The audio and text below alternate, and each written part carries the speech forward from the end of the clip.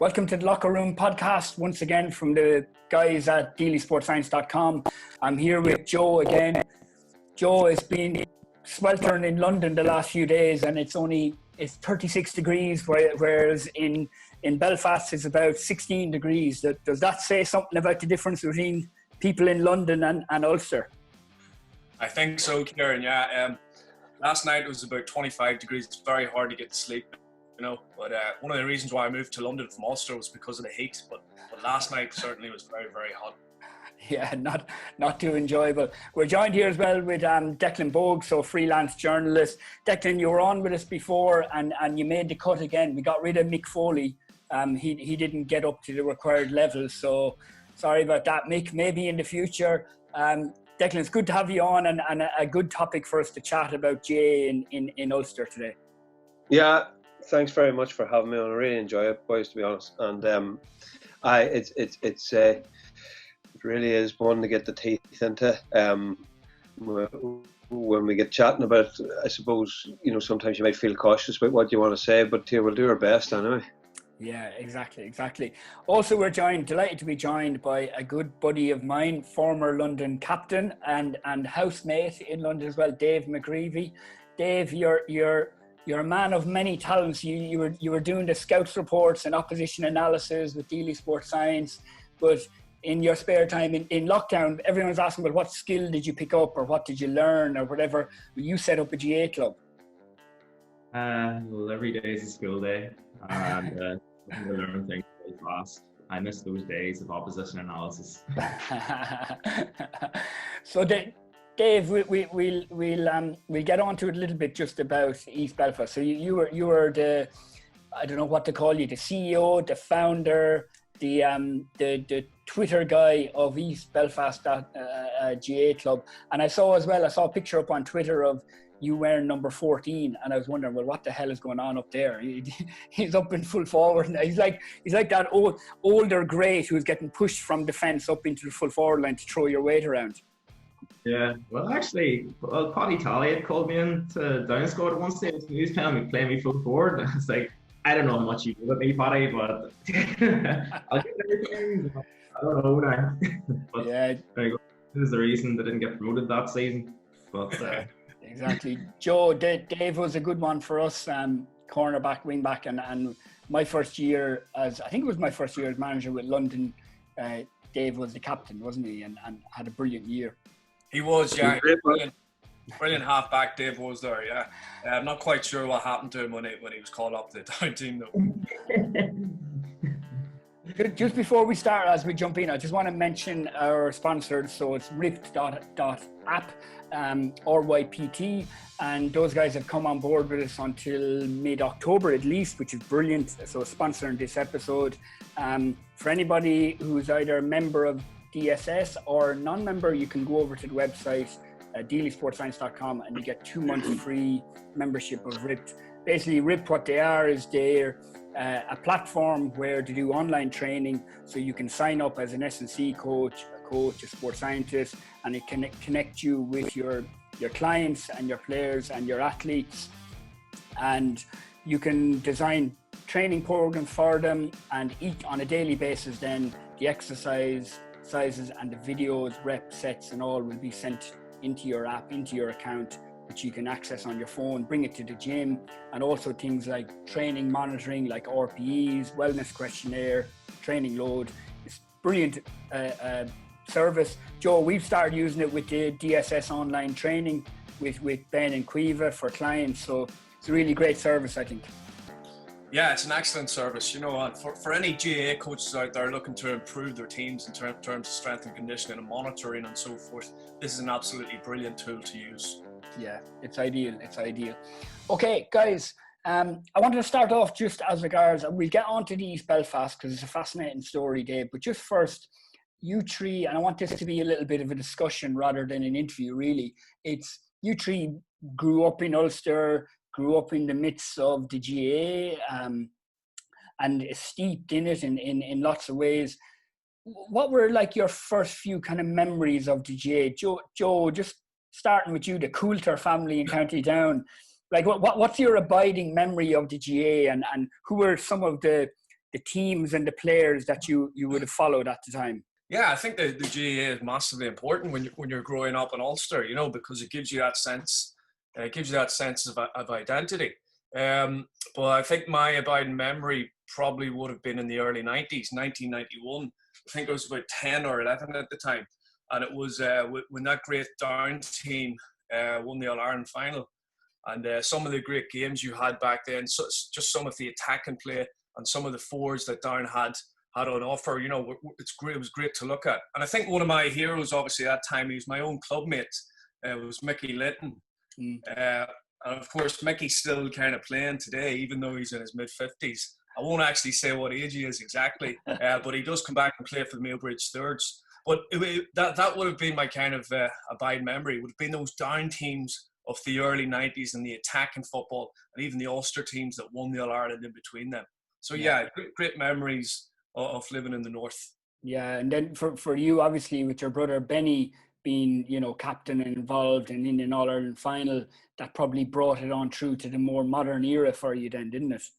Yeah, it did, certainly. Yeah, that was great too, And of course, Down got the All-Ireland in 2010, and it was the first time they lost an All-Ireland final. And unfortunately, Brenton was the captain, so it didn't work too well out for him. Yeah, but yeah, great times, Kieran. Yeah, definitely. Dave, was your family as steeped in the Gaelic?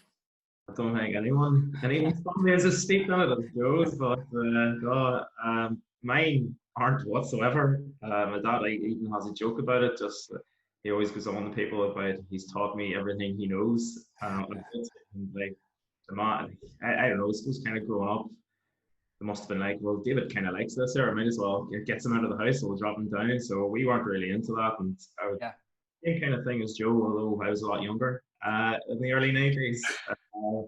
We used to the folks used to leave us down to Clonus and just drop us off outside the stadium, like, well, we'll see you in 2 hours, and they would go away and do their thing, and we'd be in watching the football. And obviously back then, Down were a serious team, and you're thinking, this is my perspective as a child. You're winning all Irelands in 91 and then 94, and you're just like, well, yeah, I suppose every 3 years, happy enough for that. It just hasn't happened. It hasn't happened since. Declan, it was an amazing time, like in the early 90s, wasn't it, where it was just team after team, and for a lot of those counties, it was the first time they've ever won an All-Ireland as well during that period. So it was an incredible kind of era, wasn't it? Well, it was, and we were lucky, growing up in Fermanagh, in Garvery, outside Temple, we were quite close to Clonus. Excuse me, Clonus was only half an hour away. So I probably had a very different upbringing than Dave, because, our family were absolutely steeped in both sides, and and my father really, he probably wasn't so much interested, but his brother would have been playing for Temple at the time. And then another uncle was married to my mother's sister, was playing for Enniskillen and Gales. So he actually was the captain of a '87 winning championship team, and that would have been maybe my earliest memory. But then, my mother played camogie for the county, her mother played camogie for the county, her father played football for Fermanagh. There was an awful lot of that. Matter of fact, the camogie championship was actually called after my granny and grandfather, and he was a bit of a renowned player as such of the time. And I've been doing actually a good bit of research into his playing career through local papers. So my mother used to just drag me off then to watch all those games, like in the early 90s in Clonus, which is probably most people will grow up with their father bringing them to games. It's the opposite for me. But to see it all up close, like the wee James and all that, we were in the stand, and the two Down boys will love this, the time that Paul Donnelly from Tyrone grabbed wee James boot and fired into the Jerry Arthur stand, to in a hot and play, So I'm toying with the start of writing actually a book on that period, but there's just so many huge, enormous characters from every single county that I think it's something that could work, because apart from Ulster just sort of coming from nowhere, there's an awful lot that feeds into that, including there was a bit of although there was some horrific tragedies in the early 90s too, the wheels were turning. and peace was on its way anyway. Like, it was only a matter of time when it might arrive, and there was a bit more optimism about the place. But yeah, just in terms of Ulster GAA, there's been nothing before since that rivaled that, just that revolution time, you know. Yeah. There's something about Ulster in that all those teams as well, they all had like maverick, brilliant scoring forwards. And it was like every county had one. You know, you had even in the later years, Brendan Devaney in Donegal and Gallagher in Fermanagh and like obviously, you know, Joe Brawley and Peter Canavan and Mickey Linden, James McCartan. Like it was like there was something in the water that there was always one of those players. And like for me growing up, Canavan was my kind of hero. And in '95 for the All-Ireland final, I played at halftime of, you know, those mini sevens, little game. You know, at the age of 12, must be, age of 12. And like you're in Croke Park playing on All-Ireland final day. I was kitted out in the Tyrone jersey. And I loved Tyrone, you know. Like, you support Tyrone County, but I just loved Tyrone and Canavan. But there were so many of those kind of scoring forwards, wasn't there? It certainly, but you know, you say there was one, you know, I mean, Mickey Linden and wee James had an enormous scoring threat. I suppose Joe would drill down into the numbers better than me, like, you know, but you had the like of a Carl McCabe coming along, even Whitnell, like, you know, these were men that come up with big scores, like, and Joe gets an awful lot of attention from Derry just because of the sort of what has happened in the years since. But like, and the Gormley in the other corner was simply sensational, like, you know. And Eamon Coleman used to have a brilliant way of pitting one off the other, and he would just go up to one of them in training and just say, "Look, Joe, you are by far, there's nobody in Ireland that is touching you the way you're playing right now." But he could say the exact same thing to Enda Gormley a minute later, like, you know. So I would say it was spread out a wee bit more than that, like, but certainly some very unique talents, like, but I don't know if there's been anyone that had an appreciation of space, an ability to move so fast with the ball, stop and turn off either foot as Peter Canavan. Like, that talent was just, and you know what? I'd love you to explain it to me, Kieran, because as you know, he didn't play any underage football. He didn't come through any development squads.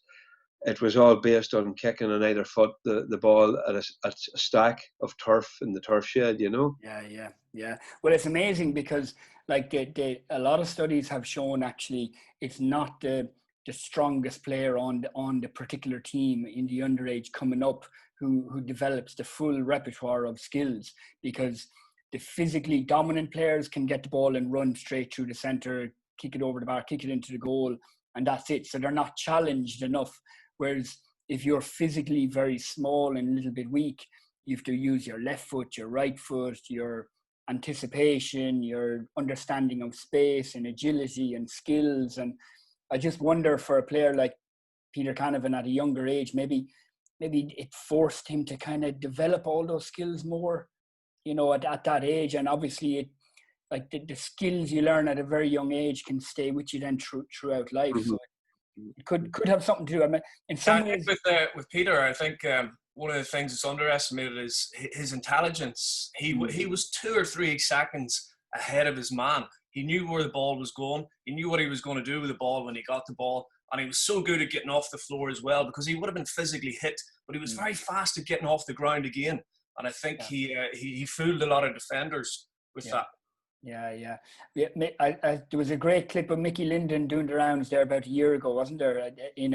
Was it a junior B game or whatever it was? And like just the way his movement, like he looked still like a proper footballer, even at the age of 50, whatever. But just his ability to win the ball, turn, I don't know, was he kick off his left foot or whatever it was, and he strike at the ball. He didn't look like an older player who's a has-been. He looked like a proper intercounty footballer in some ways. Yeah, he did, Kieran. And one of the things, and Mickey will say this all the time, is that Mickey never got a serious injury when he was playing at the highest level, because he looked after himself. And he was one of these guys that was big into strength and conditioning before it was even a term, if you like. So you know, that's why Mickey has been able to kind of extend his career, because he was so strong and he didn't get any injuries. Yeah, yeah. There's something special, Declan, about Clonus, isn't there? Like just as a venue. I mean, I don't know what it's like now, but I'm sure it's the same. It's been a while since I played on it, but I remember like it was 2006 or 2007, and we played a Leinster semi-final for Wexford in Croke Park against Laois, and were beaten. And 6 days later, we were in Clonus playing against Monaghan in the qualifiers, and we beat them actually. It was a really, really good game. Matty Ford scored 1-4 or whatever it was. But the surface in Clonus was just incredible. Tell me, is that the picture over your shoulder? It is, yeah, it is. It's one of my favorite games, actually. You know, sometimes it can be like a smaller game, but can mean a lot to me personally. And are you gonna not mention the 07 defeat to Fermanagh up in Clonus too? I remember that one as well. That was a swelter of a day. Oh my God! We had ice cubes down our backs at half time, and it barely did a warm up before the game. And the one of the things about Clonus, of course, was you had that perspex roof in the dressing room, which would have made it fairly hostile on you. Exactly, yeah. But it has a lot of history, doesn't it, as a venue? I mean, you know, I was just funny. I was reading this morning in the Irish Times the Sporting Cathedrals sort of running features they have. Malachy Clerkham was writing about Semple and just the history attached to Semple, and one of the brilliant points he made was that all the great stadiums involve a wee bit of a walk up to it. Like, you know, if you think of Wembley Way, if you think of, you know, other grounds, and then you come to something such as Healy Park, and Healy Park's not really. It's in an industrial end of Omagh, and he says not so much a walk but a hike. But Clonus is perfect because, like, I mean, one of the most impressive things I ever seen was I drove to the other side of Clonus on Ulster final day in 2018, just from anywhere, and you know, that wee bit of added sentimentality to walk up the hill so that you're at the square. And then you come down the hill, and the place was just, I mean, some of the pictures at the time, I think, would have made it onto the sports. There would have been renowned pictures at the time, but the colour then the Fermanagh fans were bringing with green flares and the green and the white mixing with Donegal's green gold. Like, it was and it was the hottest day of the year. And it was absolutely, you know, you just wish you could capture that forever. But I don't know, the teams absolutely do love playing it because of the amphitheatre sense. Like, you know, you come down, you go down a hill, and you're onto Fermanagh Street, and then you go up a hill, and then you go down a hill again to take your place in it. And it is one of these, you really could say this is like a Roman Colosseum here, like, you know, and especially on a day where there's a bit of a crowd there, like it is, it's just something else. Like, and the noise in it. Like, having said that, the noisiest place I went to was Portlaoise. Whatever way the acoustics in the stand worked there, I was there for Armagh Roscommon 2 years ago, and it was an absolute shootout. I think you recall that Kieran McGinney must have just said, right, boys, forget about any kind of idea about tactics or shape. Let's just go for it. And it would have deafened you, the crowd that day in Portlaoise. And then funny, Tyrone played Cork straight after it, and they annihilated Cork, and there was hardly a peep then. Just the whole atmosphere, you can actually feel the atmosphere leaving a stadium. But on a hot day in Clonus, when there's something in it and the game's there to be won, like, I mean, it's a pretty special spot.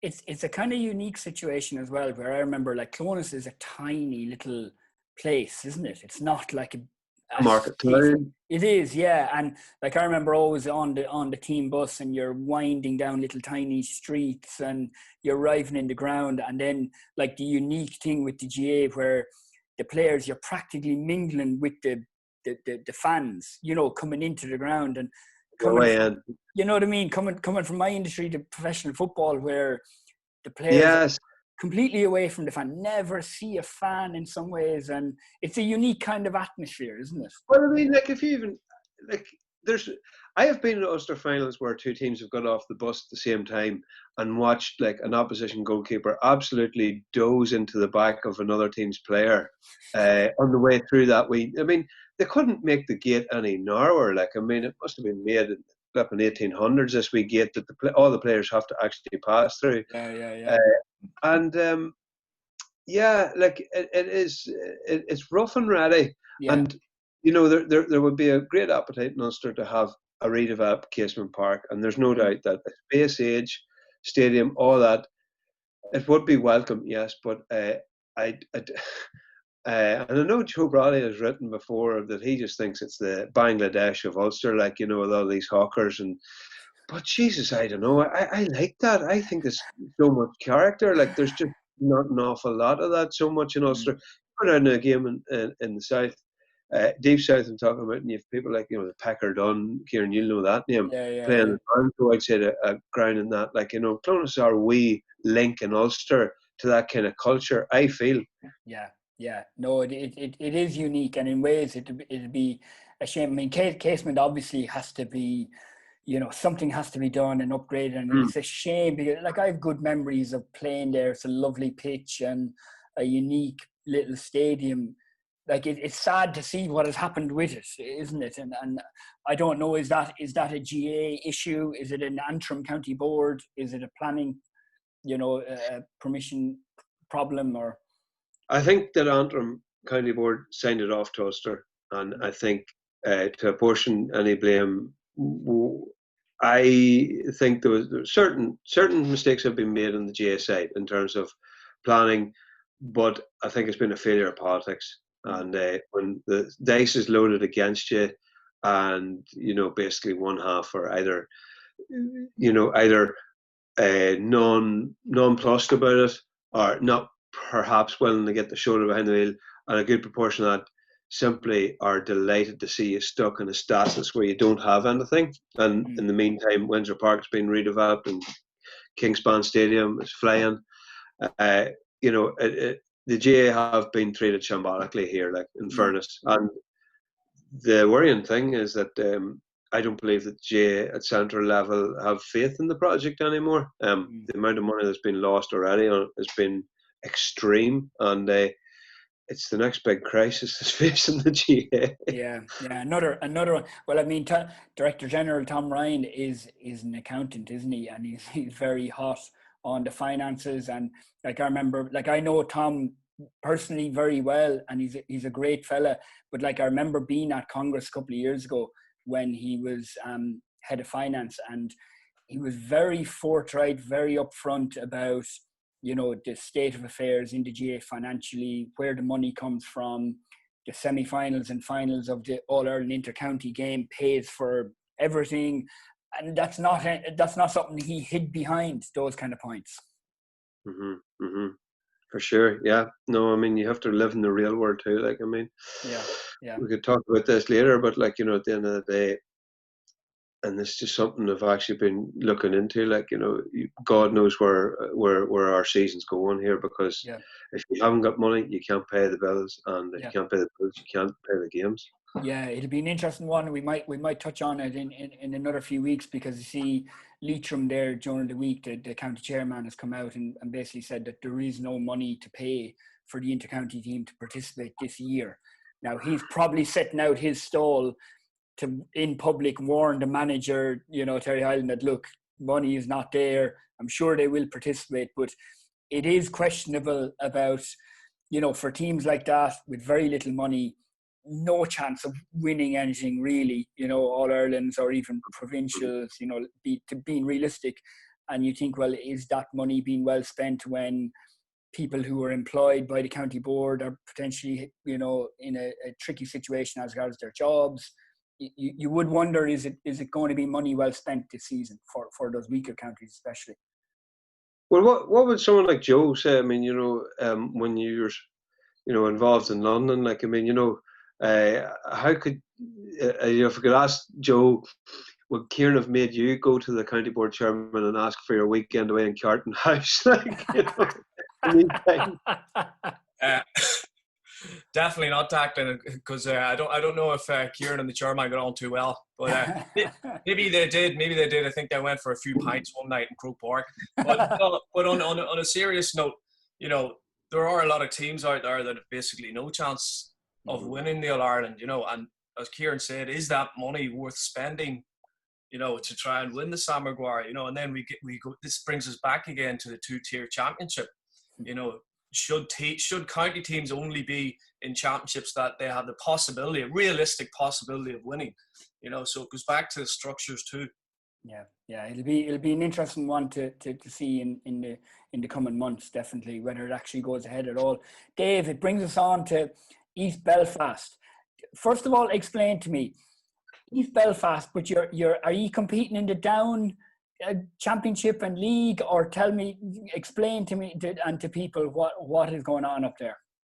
Happy to explain this here. So south of the River Lagan is Down. So south of the River Lagan is East Belfast. So ship everything, that's County Down. Right. No ambiguity about that.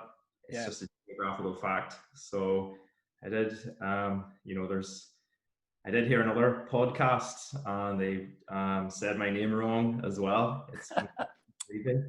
But they were kind of giving out saying we should be competing in Antrim. However, based on a geographical fact, we are in Down. Yeah. Nice and simple. Tell us, I mean, it's probably been covered a lot about how the club got set up and everything like that, but like, why did you set it up, and what was the purpose initially? Because I mean, you have your club in County Down. You were involved with it, and you were like, we were chatting a lot over the year about you being involved with the I think it was the under 16s team and everything. And like, was this a kind of thing that I'm going to send out a tweet out of interest, and all of a sudden then it's like, oh shit, 2 months later I'm in charge, or not in charge, but I'm having to run this club, and what, like, has this got out of hand for us? This is after snowballing massively.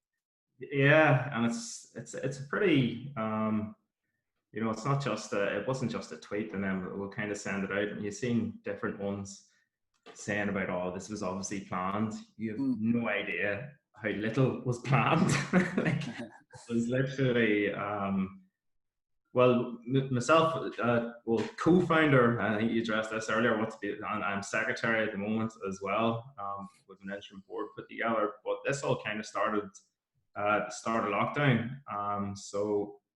Myself and Richard play for Estonians together in the rugby, and actually we went to the same school as Richard, and I would be best friends with his younger brother, Philip.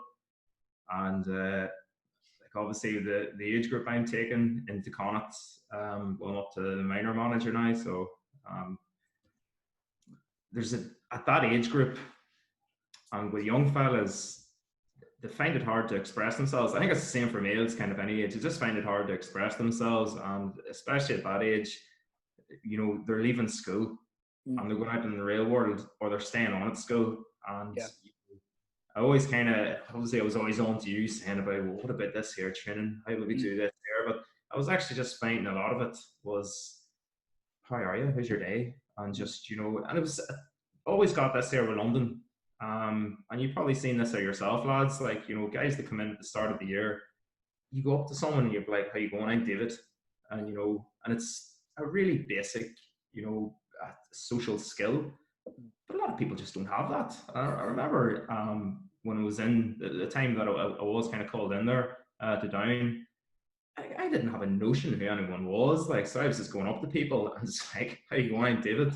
And like 90% of the time, it's just like, all right.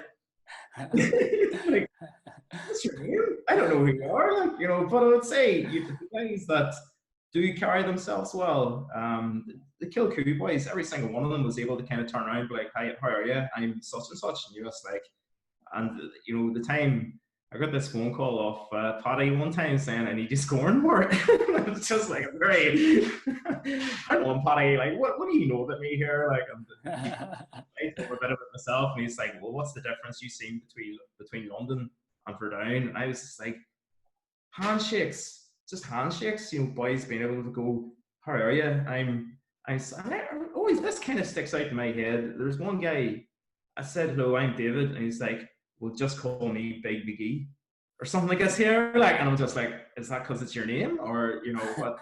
But anyway, I got chatting to Richard about this here, and Richard works in East Belfast. He works in kind of redevelopment projects, so he would go out and help different charities and NGOs in the area.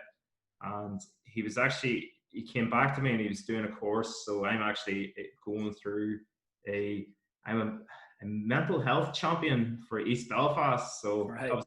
I kind of got involved in this here training because I thought, right, if I went home to the kind of young fellas and say, I have no qualifications in this here, like, but I'd love to, say guys getting on to me and they are having different problems in their life, and they are, like, they're going through big changes, that I would know what to say to them, and maybe if there was kind of bigger issues at play, I would be able to pick up on it and, say the right things and, get them going down the right path. Then, myself and Richard, both of us, Richard's wife and my fiance, are both from East Belfast. So, I don't see my life being anywhere else here. And obviously Richard's kind of settled down here. He's got the roots down. So our children are going to be, across community, and we're just like, right, we're kind of, it'd be nice to have like a GAA club out here that we could send our children to. Yeah. So really it was a text them that morning. I was up early and I was just like, right, I go down and watch Andrew Marr here because he was interviewing Dominic Cummings, and I was just like, oh no, sorry, Dominic Robb. And I was like, is he going to get the apology? Like 15 minutes in, it was like, he's not getting the apology. And I was just like, right, I'm going to send it out. And then about 2 hours later, I just kind of got on the phone to Richard because it had exploded. It had just went crazy. And I mean, at that point, after 2 hours, we had enough for the 4 different codes. Yeah. And why do you think it exploded so much? I don't know. Like me and Richard were looking at it like, let's do an under 12 team and enter a team next season. And that's just, like we're bound to be able to get the numbers for that, and we'll just keep working away at it, and we'll bring that age group up all the way through to senior, and then we can start building the club. But I don't know, it's challenged my perceptions of East Belfast as well. Like, so that's kind of changed, how I look at it. And can I ask a question, Dave? Yeah, go Dick. Sorry, just Dave. Do you think because you initially put up the tweet and said this is for purely participation level, anyone is welcome?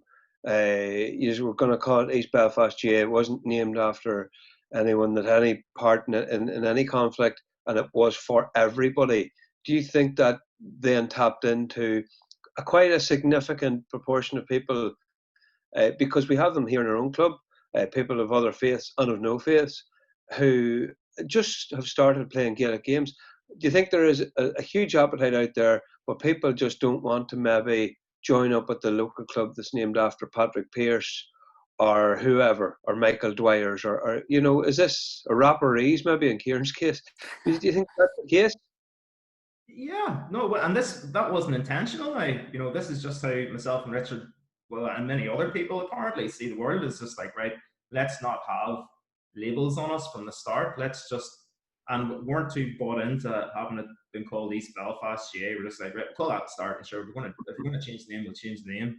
And that's actually who's turned up to play for us, is people like ourselves that don't actually care about those labels, and I'd say that's a reflection of the majority of the people in this society. They don't actually care about those labels anymore, and especially, so there's a lot of ones kind of their early 30s. I'm still early 30s, and in their 20s, and this is a generation of ones that just didn't get brought up in any, you're this, and if you're this, you can't be that, and I suppose you're never going to get. My home club, the Connaughts, like, it's mixed as well, but yeah, I suppose if we were going to go down the line of calling ourselves Patrick Pearse or something else, sure, you're already cutting out half the community there. I wonder, Dave, as well, is it like the amount of goodwill from like all over Ireland and from people in London and overseas and everything, and wanting to be involved or wanting to support it?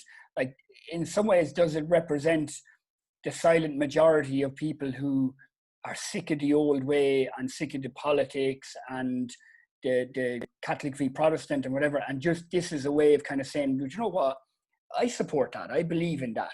Because that was my first reaction when I saw it. It was like, oh, actually, that's really, really good. Does that come into play a bit? Yeah, I'd say completely. And there's people kind of all all over the world getting in touch, and they're obviously very positive. You can see the value in this, like as great sport, bringing people together, and that's important. But also, even in the local community, we support the whole spectrum. And from people, you'd be very surprised to be supporting a GAA club. You know, everyone can see, and it's so simplistic. Just it's sport and bringing people together, and there's huge value in that. And we're getting it right, and we're having the right people in there getting involved, and there'll be no kind of you know, that hasn't happened. Like there's going to be no kind of hijacking it for other reasons. You know, whenever we were doing the reaching out to our members and they were giving us different suggestions, there was like a few of them now. There was like wolf tone was a suggestion, and you're just like wolf tone is a famous French Protestant who is an Irish Republican. I don't know if you're covering both bases there, like, but you know, we don't want to do the team where, you know, Protestants are joining an Irish Republican cause, like earlier this air nonsense. Then the team, do you know that the club reminds me a bit of international clubs? So clubs that are set up in New Zealand or Thailand or Dubai, where it's like it's Irish and it's GAA.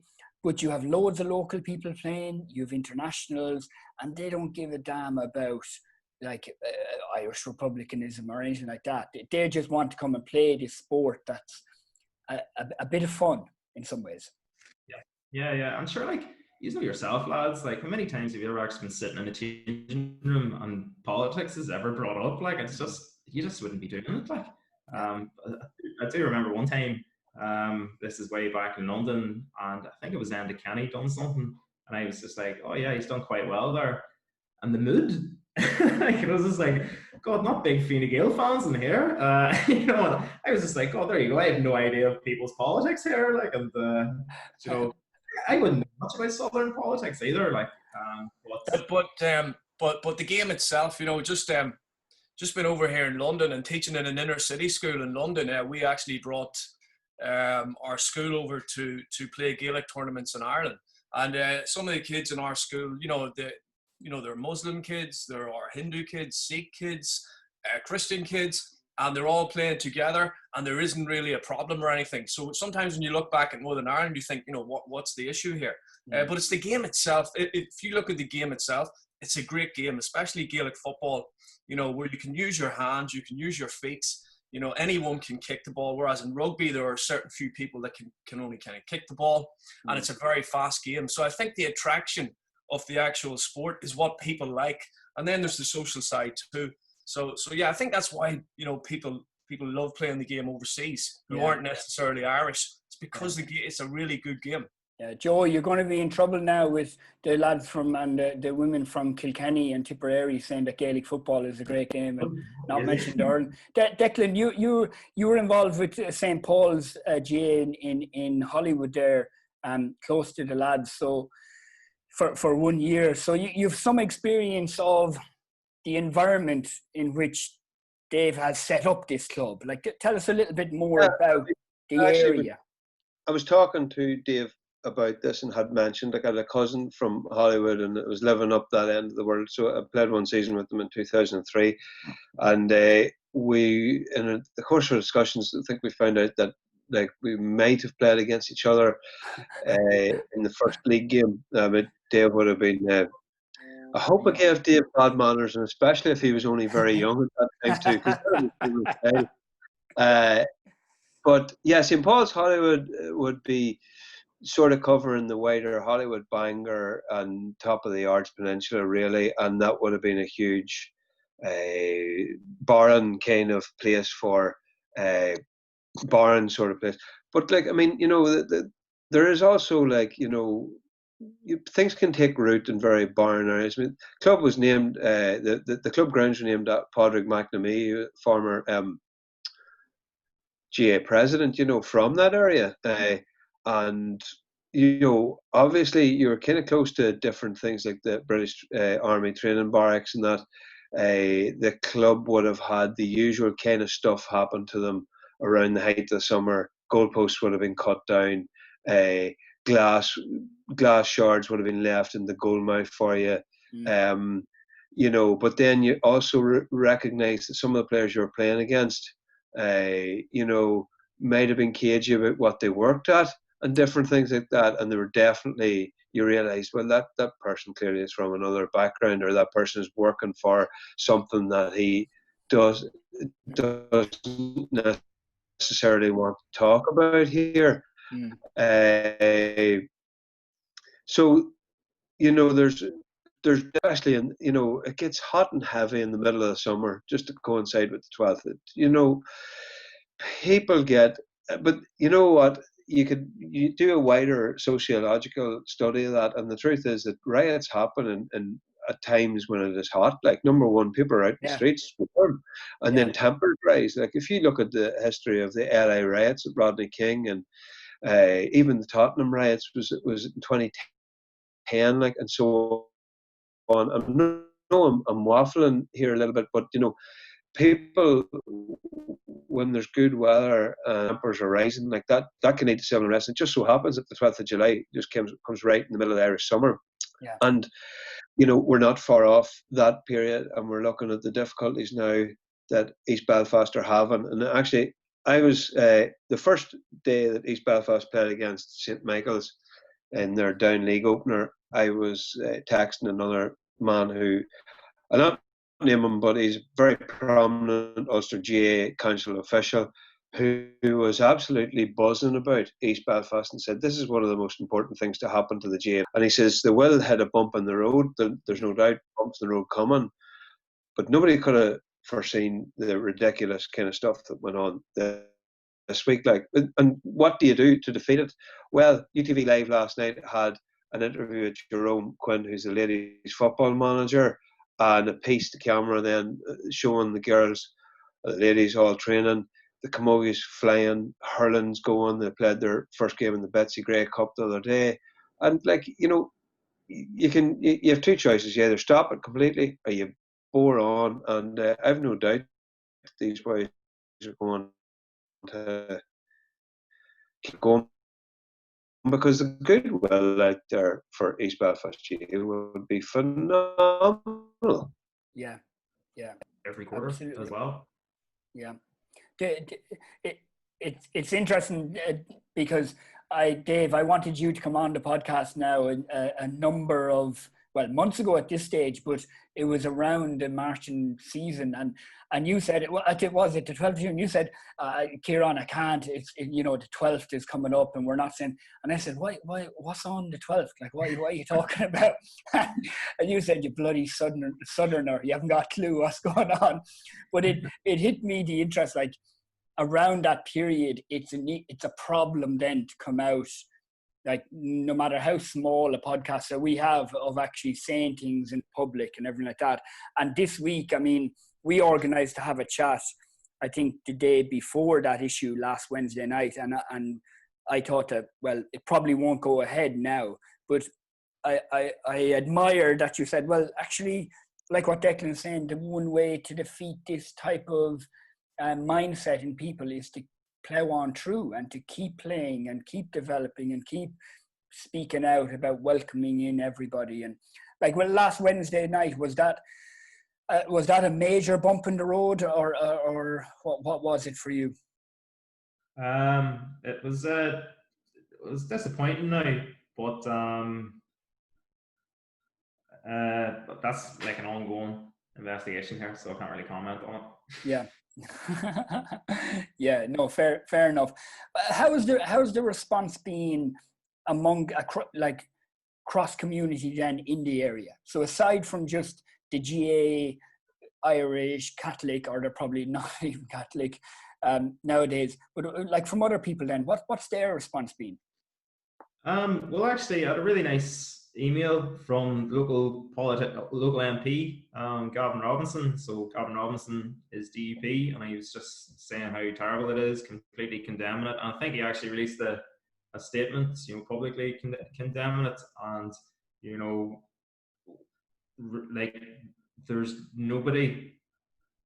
So there is someone the PSNI got no connection to anything, and we do have it's been said to us, and PSNI has kind of passed across that there's no organisation or anything that is that are upset with us or any what we've done so far with the likes of the crest, and I suppose with the people turning up and just the kind of positivity we're bringing, and we're adding. This is to the benefit of the community, and so is every GAA club should be that. They can kind of see it for what it is, and there's no issue with that at all. And we're here for the benefit of East Belfast. Which is great. Declan, was something like this inevitable, or are there further things coming down the tracks, you think, when a group of young people want to set up a cross-community GAA club in an area like East Belfast? So certain communities would be funded, right? And this may sound ridiculous, but they don't. There are groups that are funded that serve absolutely no use to society. They're under the umbrella of research groups. They don't have to publish their accounts, and you only have to look at the type of individuals that head these organisations up, like DSTED. It's obscene what has to happen, but unfortunately, to ensure peace, people have to be bought off. And in that kind of culture, then people feel emboldened, then, to sort of issue threats and, do certain things, ring in security alerts and that there, because, they're not being put out of business as such. They're still an ongoing entity. They still are being told that, this is your role in society. They absolutely are terrified of the like of, and I don't mean for Dave to get worried, but they're terrified of the like of Dave, because these are people with vision. These are authentic people with a vision for an area and want to do well by their communities and want to promote inclusion. I mean, East Belfast, I wrote a wee opinion piece the other day for the paper on this, is South Belfast will always be known as the artistic hub of Belfast. Like, you've got the Lyric Theatre, you've got the universities and the pubs and the nightlife. East Belfast is evolving greatly.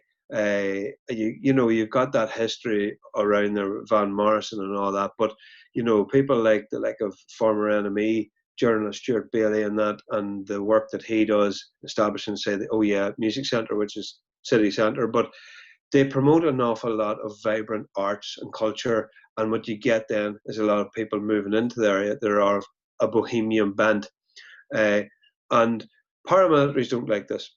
They don't like it because it makes them uncomfortable, and the truth of the matter is they just want one culture, and what they want is their culture, and their culture is outdated and it's dying off, and there's no future in it. So they don't want to see people getting away from culture of bands and bonfires and all these things, which are at the very core triumphalism, white supremacy. You can call it whatever you want. Like, that might be going too far, but I remember last year Arlene Foster saying that when unionism is at its best, it is all about inclusivity, about taking in other cultures, and paramilitaries play no role in that. If unionism is about taking in the very best of everything and becoming multicultural, well, then these kind of paramilitaries that just want to have their local population that just cleave to one set of beliefs, then that's hopeless. And to be honest with you, I see Gavin Robinson made that statement on Twitter, and I was so delighted to see how fast he was in doing that. But to be honest with you, there wasn't enough of it. And Jim Wells going on to the radio the week before and talking about how the GAA is sectarian and Republican and all that. And he's allowed to make these comments, and they're never truly challenged. And unfortunately, that Stephen Nolan show in particular has become a complete zoo where BBC Radio Ulster are willing to let it run and run and run. And it just ends up in a sectarian bickering match. And the only winner is the BBC Radio Ulster and Stephen Nolan, because the listening figures are good, but the whole thing is just, and it's like wrestling with a pig. Like nobody really, the only person that enjoys it is the pig, and everyone gets dirty. Yeah. Well, I mean, the BBC have a long history of always wanting to give balance to every single argument. And like if it's raining outside and somebody says, well, it's raining, you shouldn't have another person saying, well, I believe it's not raining. You know, that you shouldn't be given balance. Like Nigel Farage and all these characters getting so much airtime is a travesty, really. How big can this get, Dave? Like with the club, like I'm amazed seeing that in the space of a few months. Just there's like, correct me if I'm wrong, there's a women's football, there's camogie, there's men's football, there's hurling. Like there's a club after just appearing out of nowhere. Yeah, I just kind of want to say there, you know, during the week, that was a one guy was in the organisation, and you know, from talking to the different organisations in East Belfast, I mean, some of them were saying that their kids went to university over in England and they made friends, they started playing GAA, so there's nothing against us. So it isn't an organisational threat that we had, it's just one lone wolf. Yeah. We're not kind of connected to anything. But anyway, back to, you know, ourselves. There was the whole, you're getting asked about where is this going to go, you know? So, you know, and then you're kind of saying, right, well, what does success look like? And I was winding up Joe a few times now, just with our Twitter following, and it was just, you know, going on. I was kind of keeping an eye on the numbers, the size of the people following Mayo Bridge, and then the people following East Belfast, and I was like, oh, almost as big as Mayo Bridge. And as soon as it happened, it was just like bigger than Mayo Bridge. And Dave, you need to come back to me when you win 8 championships in 10 years. It's a high bar, Joe. It's a high bar. Bring in Stevie Poacher. Go all out attack. and look to mind these defensive formations, go all out attack and look to win the championship. That's what you need. But you may get another bit of sponsorship money in first. Well, this is there's many different ways we can go off here, and it was you know, trying to say to Linda about like just trying to update her on different things, and she was saying about you know, what it'd be like, you know, having a club just like, you know, just a Protestant club. Is that going to be a thing? Like, well, the big thing I'm worried about at the moment, there's a lot of Tyrone guys getting involved, and it looks like a Tyrone club in Down, and that's more of a thing, if I'm honest. Like, that's a major problem. It is, pains me. All the complimenting of Canavan going on earlier as well. Like, but sorry, apologies. Can I ask Dave, like, of the players, I noticed you have a couple of Fermanagh lads hurling with you, Oran Russell and young Joe Gavin, and that, like, where can you give us a couple of examples of people who have joined that was a big surprise? Is there a former hockey player and so on, like, or, you know, across the 4 different codes? Well, just say, for example, the guy starting cornerback for the men's football team, he played once or twice whenever he was younger, but he's a basketball and he's rugby, and he's absolutely smashing it. So you're talking about the kind of multi-sport approach there earlier. Like, young Kerr has been our man of the match for every game so far, and it's just his tackling ability is unreal.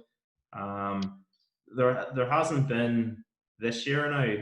I'd say most your kind of big marquee players, apart from myself, you know, they're probably committed to the club for the year, but there is a few of them have kind of got in touch saying, here, look, I live in East Belfast, can I come in there? I won't be in this year, but I'll be in there next year. But it's, you know, this club, and I think a lot of GA clubs have that problem of they value elitism over participation, and we have to be about participation. I mean, if we're going to go down the line, we've had this kind of conversation early doors saying, right, well, you know, you want to create a culture in the club, working hard and all, but, you know, just kind of on reflection, it's just like, well, that's more elitism. And, you know, I'd rather, well, you know, what does success look like? Do we want to be winning senior championship after senior championship? I mean, that'll be amazing. But I was chatting to a guy from St. Anna's up in Glengormley, and their hurlers done quite well there last year. They were playing against the one Ulster intermediate, and then they were through playing against Tommy Walsh's team from the Kilkenny. And that man is 9 All-Irelands, and that's amazing. That's class. Like, there's no arguing with that. But there's St. Anna's, Glengormley. They've over 1,000 members. They do every code. They've facilities up there are absolutely amazing. They've a bun school. I mean, to me now, that's what success looks like. You're providing GAA to to over 1,000 people in the community, and we all know the benefits of playing. Like, it's not just physical. There's mental health, and it helps people emotionally develop, and even just different connections you make in the world. Like, there's the first few weeks that I was taking the men's team and the ladies team, and then I was spinning a lot of plates. You got sacked after a few games, basically. Yeah. Me and the chairman just couldn't click. But anyway, it was cool now at the start. So we still have a vast array of different people with different abilities. And what I was doing at the start was just like, could I get people that have never played before over here and people that have played before over here? And could you just pair up and you're going to coach each other here, the different skills? And it was one of those ones. I know as a coach, sometimes you get coaches that overcoach a wee bit, but I was just showing everyone the basic skill. And you're talking about over 50 people here, and that's what we get at every training session. And sometimes it's just kind of difficult to manage, but you're going through the different skills of getting people kind of up to speed and showing them how to do it, and then they end up coaching each other, and then it's just wee friendships of people who never met before, and they're getting to know each other, and they're making plans then of like, well, what are you doing this weekend, and what you do at the weekend, and it's kind of special seeing stuff like that happen. Wee friendships, crossmen. It looks like it's very much participant based. That's the feel and everything like that from what I can see. To play devil's advocate, are you going to have issues in the future? Number one, you may come under pressure to be successful, as in winning silverware and stuff like that. And will you have to compromise your idealism as regards participation? And number two, like, can you envisage any issues as regards, like, if there's a young Catholic chap who's maybe not playing well and he's getting his starting place, and there's a young Protestant chap and he's playing really well and maybe he doesn't get his place, or there's people from Tyrone, there's a big influx of people from Tyrone, and the people from Down might have issues about that. Like, I know these are all hypothetical, but this is maybe at that stage that you're part of a normal GAA club and normal team, that all these issues just crop up from time to time. Yeah, well, just in terms of the selection, I'm not the manager, so it's not my problem. But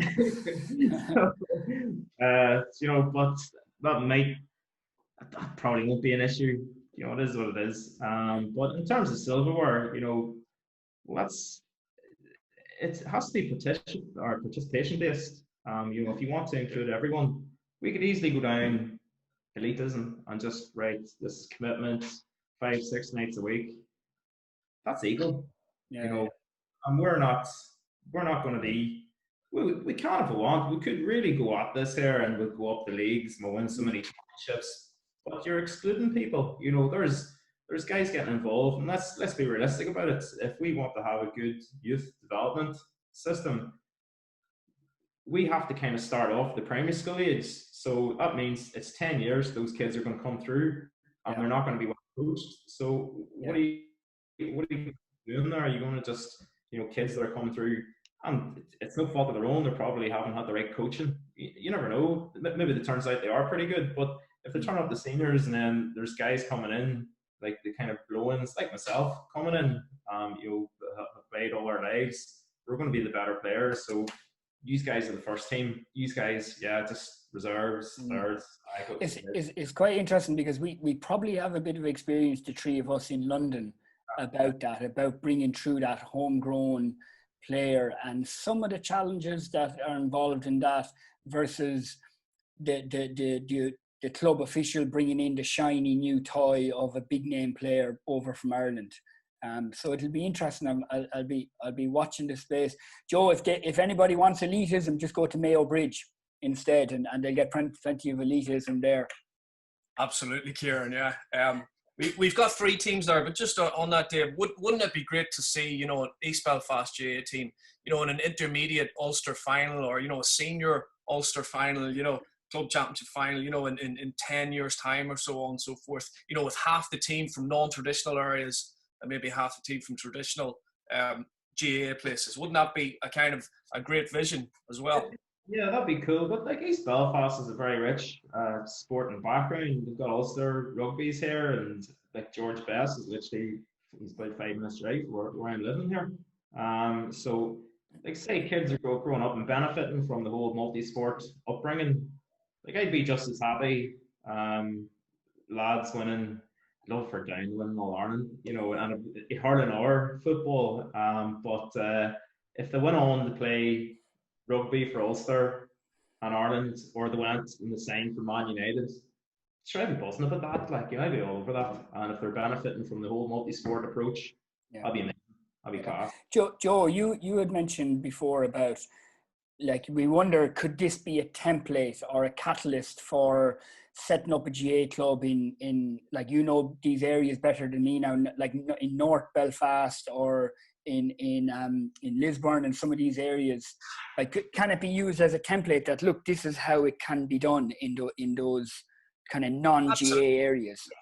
Yeah, absolutely. And I wouldn't want to put any pressure on Dave, because if it does become a success, then why not? Why can the GAA not maybe look to put extra funding in those non-traditional GAA places like North Belfast, like North Down, Lisburn, that are heavily populated. These are heavily populated areas of the northeast of Northern Ireland from traditionally unionist areas. And it would be a good thing if the GAA might look at the East Belfast case study and then think about even growing the game further in Ireland. Because when you think about it, there's like 1/6 of the island might come from kind of unionist areas. And is the GAA ignoring, I'm talking about Crow Park, I'm talking about the headquarters, are they ignoring this part of the island, because at the minute they're pumping a lot of money into the overseas initiative. So, it would be a good thing, even commercially from the GAA to actually have a look at those areas and fund them.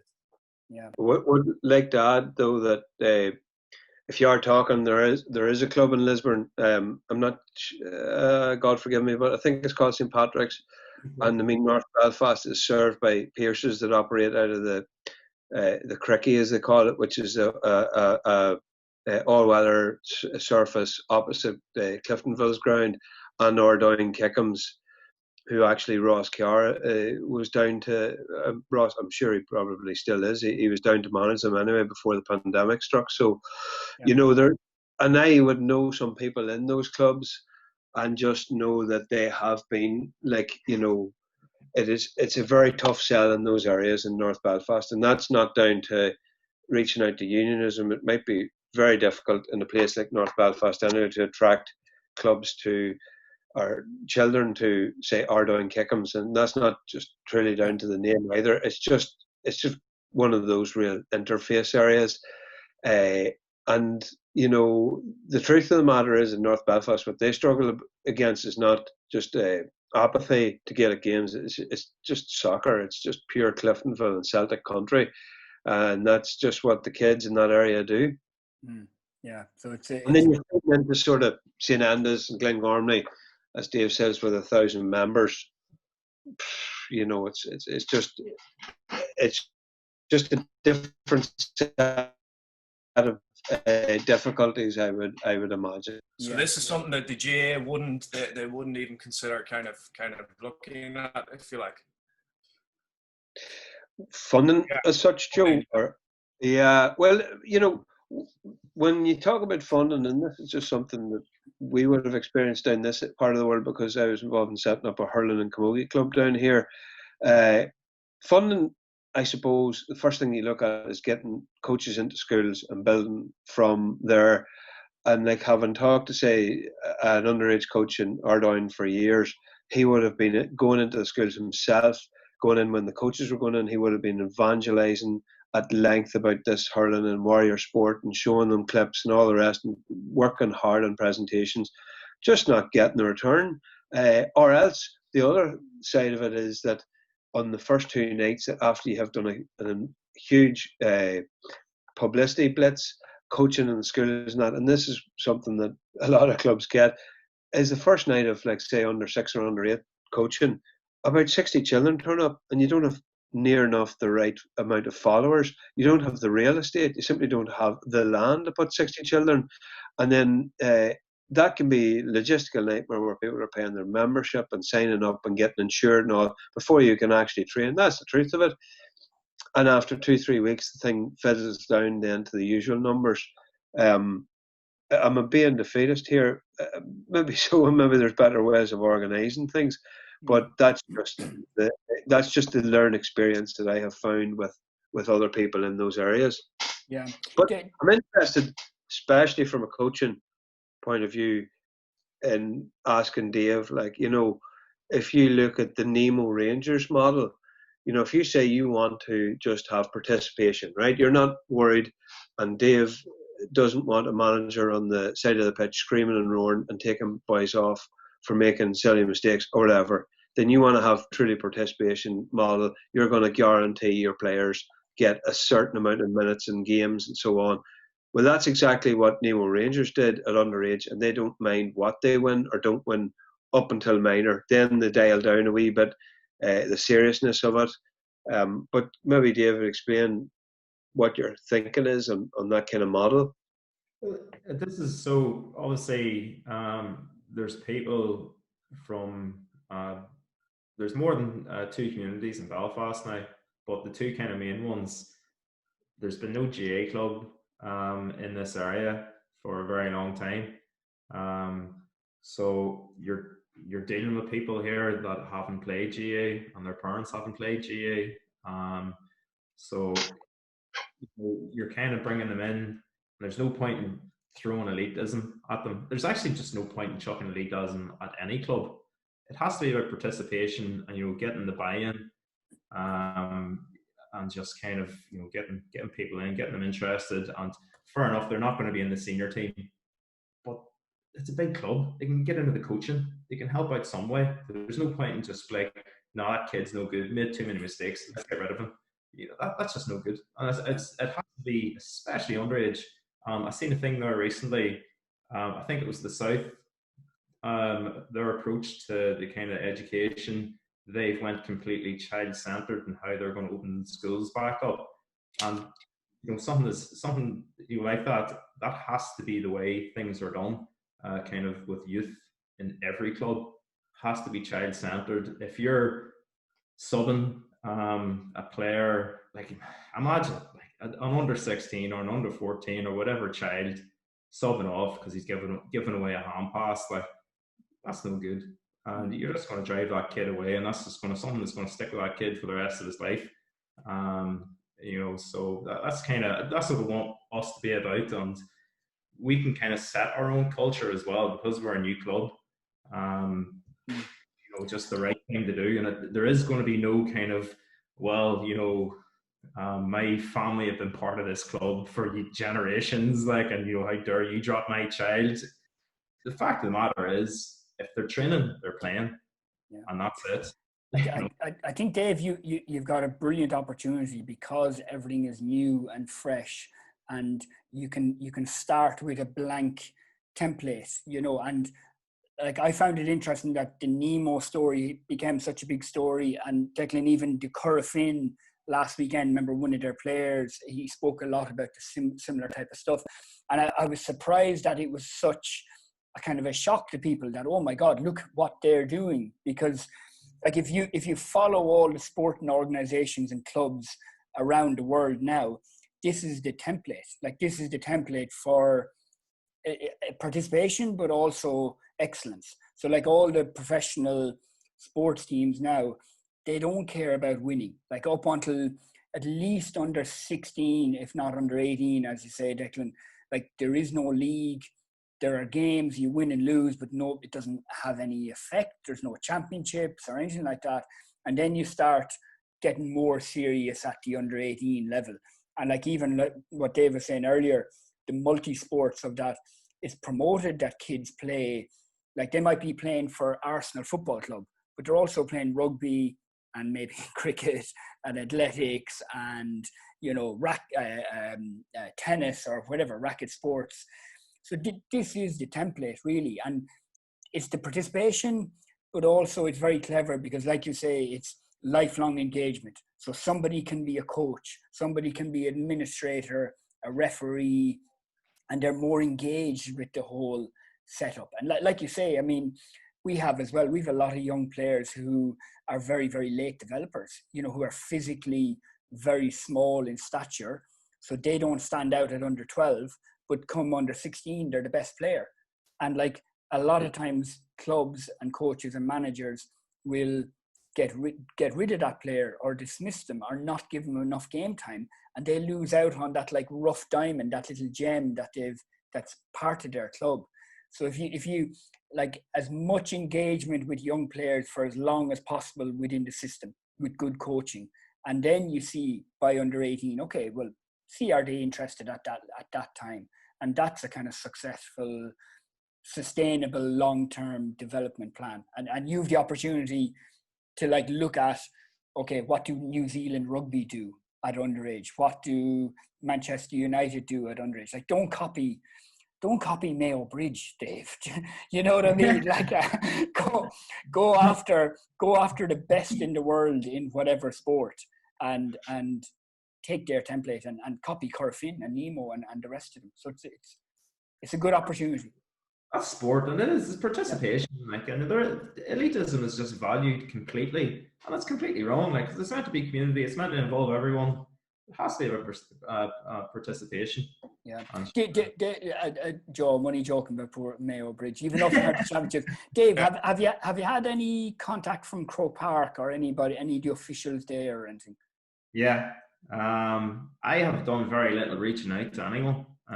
They've all kind of got in contact with me. You know, there's not much. I don't know if there's much really the GA can do for us. Just what you're saying there about setting up in other areas. Well, it's community, so there has to be support in it for the community. I mean, the thing is, if the GA came along to East Belfast or Ulster GA or even Down or Antrim came along here and be like, right, we're going to start a club.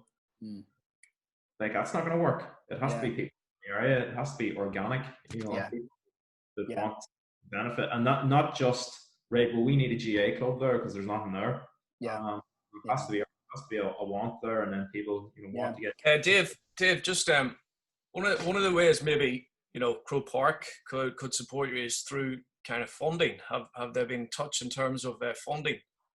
They've been in touch. But like, lads, we don't have a bank account. We still can't open a bank account. So that's kind of been a big struggle. It's been a huge struggle, and you see kind of ones saying about this is all money backed by the GAA, and you're just like, no, it's bloody not. This everything so far has came out of our pockets. If anything, it's been to the detriment of my my account. But just okay, it'll come together. They have been in touch, but sure, what do you do? Like, we have to show that we're sustainable. Say like in a week's time or a month's time, things don't go too well, and the GAAs give us like, I don't know, 5 million to build a stadium in East Belfast, and sure, it doesn't work out. Like, it's a bit of I suppose it's a whole lot cheaper than casement, so maybe value. Yeah. Declan, do the GA have a problem of being seen as an unwelcoming organisation or association cross community? So in other communities, especially in the north, is there a problem there with names of the clubs, of all rebels and the anthem and stuff like that? It'd be entirely wrong for me to say no. There's no problem. Even president of East Belfast GAA, Linda Irvine herself, outlined that she has some objections to an aspiration to United Ireland and the use of flags and anthems. This is what she said in her piece with Mick Foley there 2 Sundays ago. Yeah, good piece. Absolutely, she's absolutely right to outline that in honest terms. Like, at least then people know. And I don't know if I don't know. It's a very difficult thing to tell a club you can't be called what you've been called forever in a day. How do you tell someone from Dungiven that you can't call yourself Kevin Lynch's anymore? The GAA have no appetite to tackle it whatsoever. Although Declan, you see, like in the NFL and everything like that, about the Washington Redskins, and there's a lot of movements nowadays with Me Too, Black Lives Matter, etc., to like tear down the statues, to change names, to change the look of organizations, to how they're seen and perceived in the modern era. And I wonder, will that ever come to the GAA, or who would drive that? I don't know. Is there anybody who kind of would drive that type of thing? Well, I mean, the ban was always in place. That the rule forbidding security forces from playing the games was in force, and it was Down that brought that to Congress. It happened to be let's say a county that probably more moderate than most in the 6 counties that got that gone. And change comes dropping slow.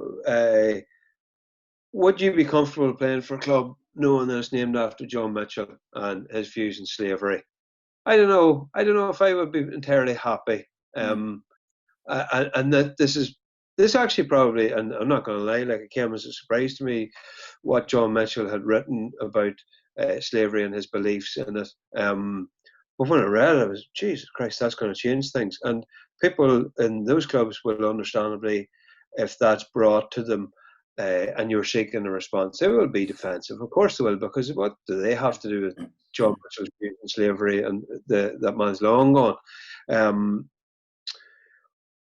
I sometimes wonder, do the GAA, and by that I mean the people at the very top of the association in administration jobs who are a million miles away from the north, do they sometimes think, God, if we're to do all this all over again, could things have been done differently? And at the end of the day, clubs are called what they're called, and that because from the very formation by Michael Cusack of the GAA, it has been pulled apart by politics and political parties and the church. And I mean, Paul Rice's excellent book on the hurlers lays it all out in real time of what happened. Now he's using Occam's razor, like he's showing you what the most likely set of circumstances were in the discussions that were taking place, as judged by newspaper reports at the time. But basically, the church wanted it, the Irish Republican Brotherhood wanted it, and there was a bitter battle, and it went on. And the GAA then emerged from that as a very pro-Republican sporting body. Your own personal opinions, my personal opinions, they don't matter. Yours don't matter. This is just what happened. This is not me expressing an opinion. That's exactly what happened. And then clubs were named, called after it. Breakaway clubs then were formed when people were dissatisfied with the political bent then of the club. And that's what it is. And it might be very difficult, and it might be hard conversations to have.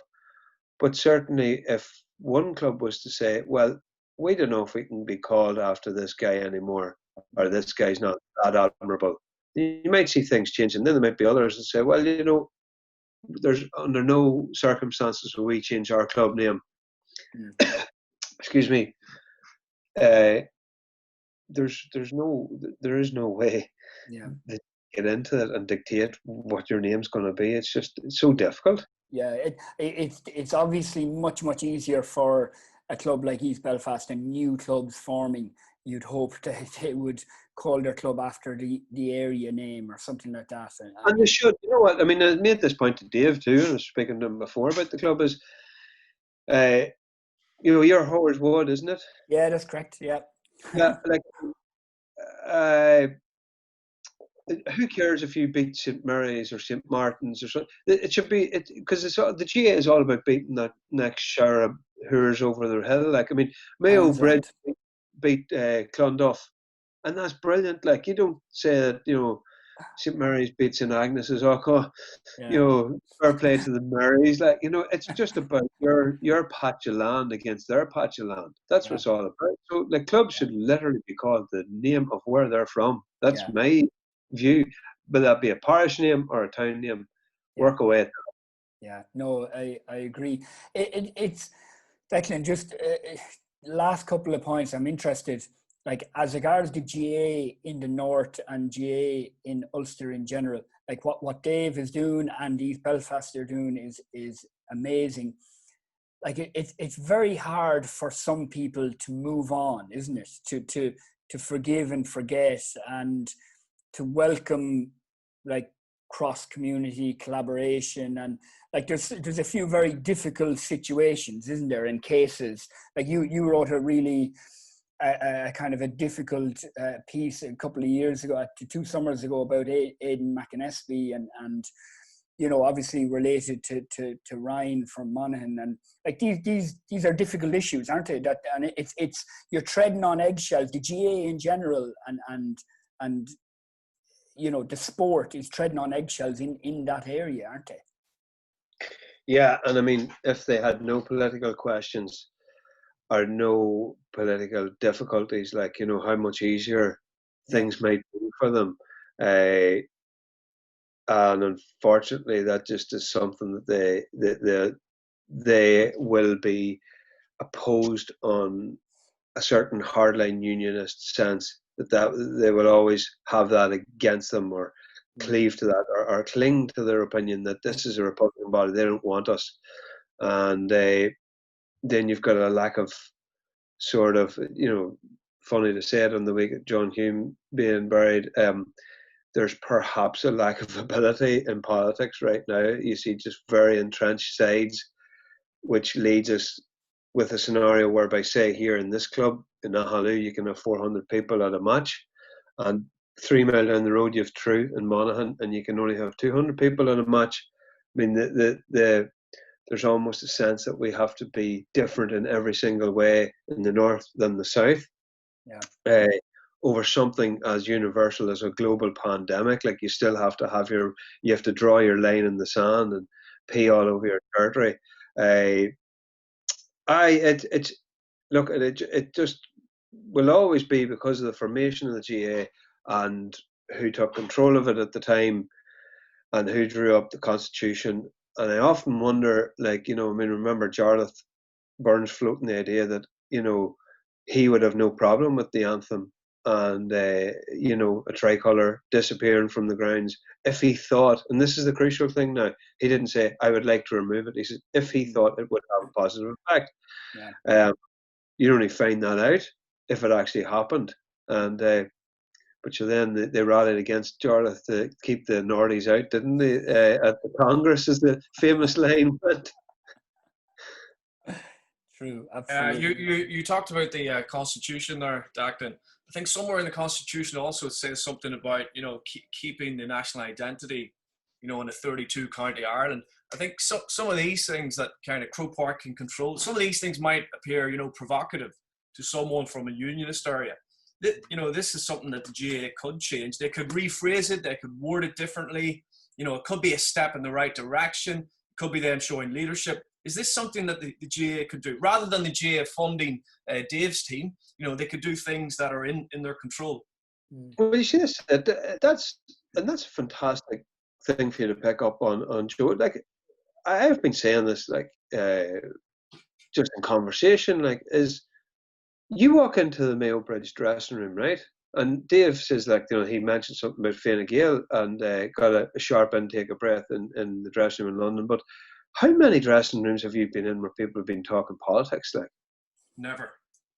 No, it just doesn't happen. Young lads aren't interested. I mean, God forgive me, like, but they're more into talking about MMA fighters than fucking, the national question. Like, it's not a burning topic of conversation.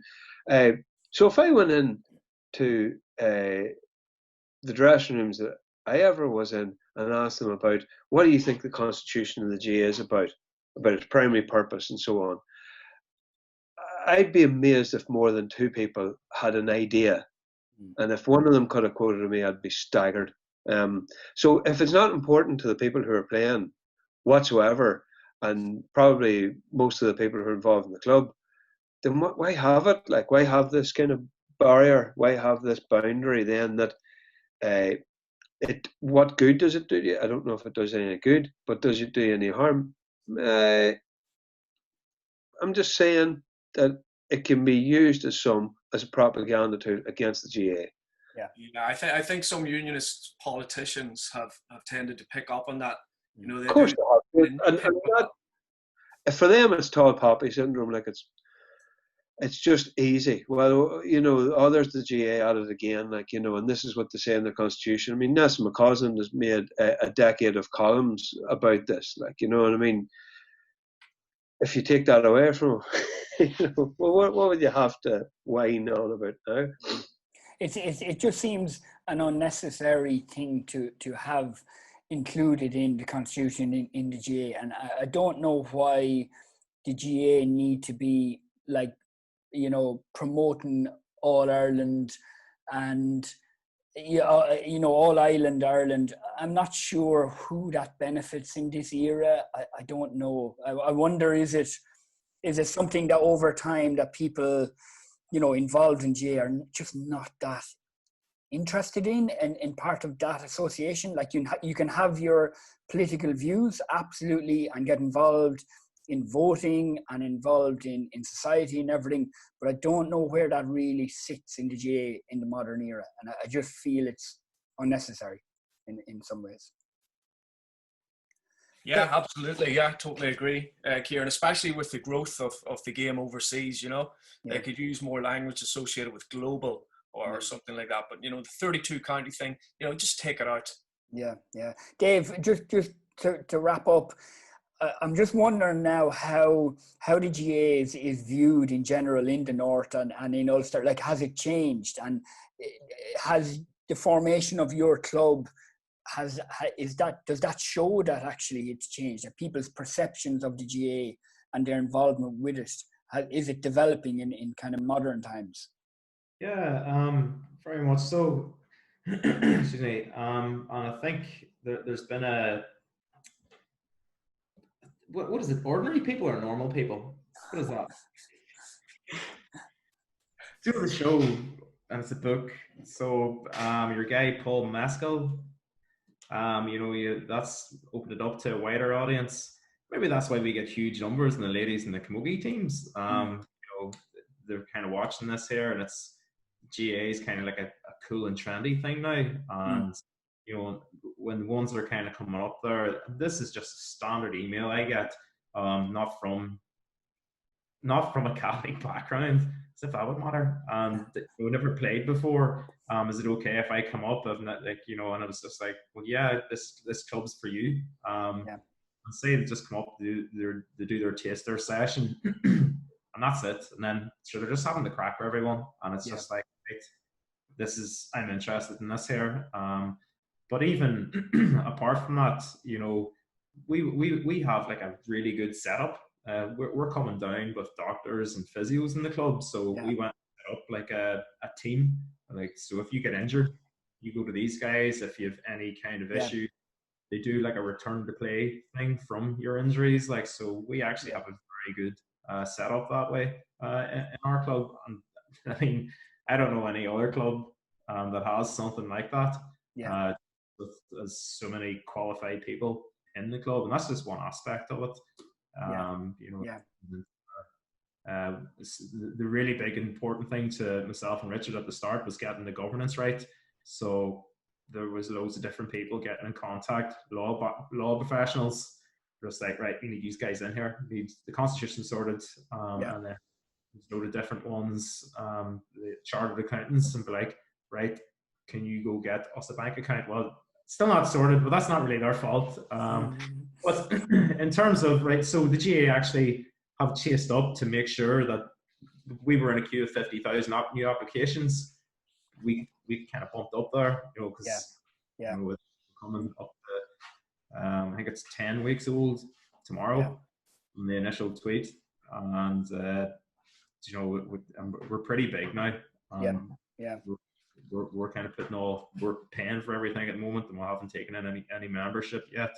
So whenever we get the kind of account open, it'll take a bit of pressure off.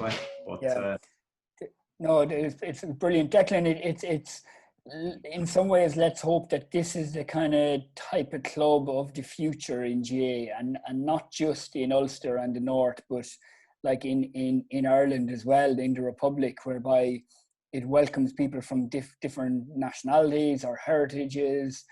That it's a very, very welcome organisation, which in general, you have to say it is. Like, if you go to the kids section of clubs, you'll see children from all different, or parents are from different nations and heritage and everything. Yeah, but I would like, even though it's pushed by some hardliners that it is, that this is not for us because this is Republican, and this, I think in practice that's that's the theory of it, and you can actually throw up documentation or literature produced by the GAA that shows that this is the actual case. In practice, that's not my experience whatsoever. It's completely different. The GAA is entirely welcoming, both sexes, and it does the very best it can, and through the clubs to promote it to people of all faiths and none. And all that matters is, can you play? Are you interested in sport? So I would say that yes, Dave's club has been a success. In getting established and attracting a certain amount of people, but it's also down to the freshness of it too. You're talking about a huge, if you want to talk about in terms of chimney pots, you have an enormous population, and you have it was one of these things that never should have worked. And most people would have thought, God, Jesus, that's like setting up another football team in Kilkenny. Like, what are you doing? But when you actually drill down and look at the population and the flow of people to that area, then it has exploded in the way it has. But there's lessons. I'd just say that there's lessons within East Belfast GAA that other clubs could adopt, certainly, in terms of reaching out. But I know from having been involved in other clubs that reach out, it works to an extent. And, there are lads who will, very talented footballers and hurlers, that on a Wednesday night, if your senior team is training, will be sitting watching Champions League, and they were brought up in the Catholic and Republican faith, just as easy as the Unionist who has to drive 8 miles to get to the training pitch. Like, that's just the way it is. Like, you can, and you take what comes after that. Yeah, absolutely. Look, the next big challenge obviously will be the sustainability of it, and keeping things going into the future. Okay, we leave it there, lads. Thanks very much for coming on. Thanks again to our sponsors, rip.app. Head over to the website and get information there. Get 2 months free access to their services. That's rypt.app. And then you can see all the information over on dailysportscience.com. Also, Declan, Joe, and especially Dave, thanks very much for coming on, lads. Right. Thank you. Thank you, Kieran. Thanks, boys. Thanks a lot. Thank you.